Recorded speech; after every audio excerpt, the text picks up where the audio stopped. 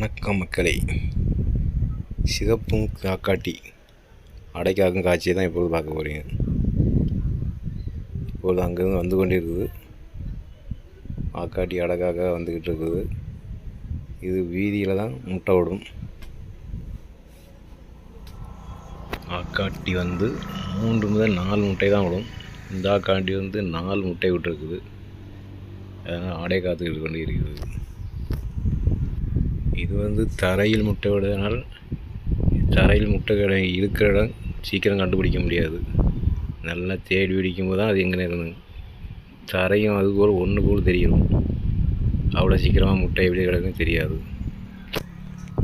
இந்த ஆக்காட்டியை பற்றி ஏற்கனவே நிறைய வீடியோக்கள் போட்டிருக்கேன். இதை பாருங்கள். இது வீதியில் முட்டையை விடுறதுனால காகம், கீரி, பாம்பு இது போன்ற இதற்கு ஆபத்து உண்டு. அதனால் மாடுகள் பக்கத்தில் வந்தாலும் இந்த இது விரட்டி அடிக்கும். அது அதை வளர்த்து கிடக்கும். அது ஒன்றும் பிரச்சனை இல்லை. மனிதர்கள் அந்த பக்கம் போகும்போது அது பதுங்கும். பதுங்கி ஆளை கண்ட உடனே அது அப்படியே இருந்துச்சு. அப்படியே நடந்து கொஞ்சம் தூரம் போகும். கொஞ்சம் தூரம் போயிடுச்சு. வேறு ஆள் அங்கே போனவர் மறுபடியும் அதே இடத்துல அழகாக படுத்துக்கிடும்.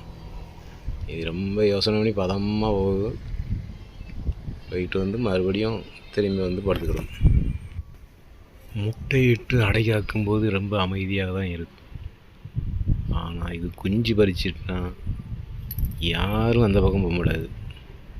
ஆள் போனாலும் சரி தான், ஆடு மாடுகள் போனாலும் சரி தான், எந்த பறவைகள் போனாலும் சரி தான், அதை விரட்டி அடிக்கும். ஆண் பறவையும் அந்த பக்கம் நிற்கும், அதுவும் விரட்டி அடிக்கும்.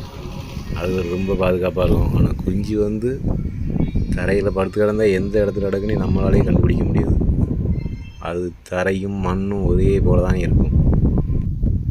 ஆக்காட்டி பெரும்பாலும் குளத்தங்கரை, ஆத்தங்கரை இந்த கரையில் வசிக்கும்.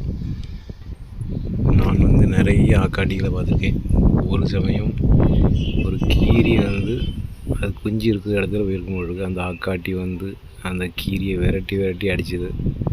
அது ரெண்டும் சேர்ந்து விரட்டி அடிக்கும்போது அதை பார்க்க நல்லா தான் இருந்தது.